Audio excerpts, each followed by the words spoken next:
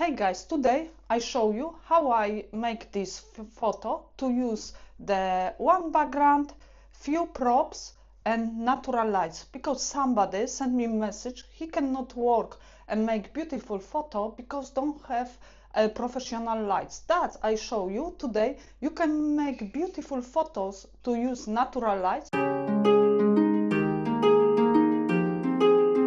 And I use the background company Pix backdrop.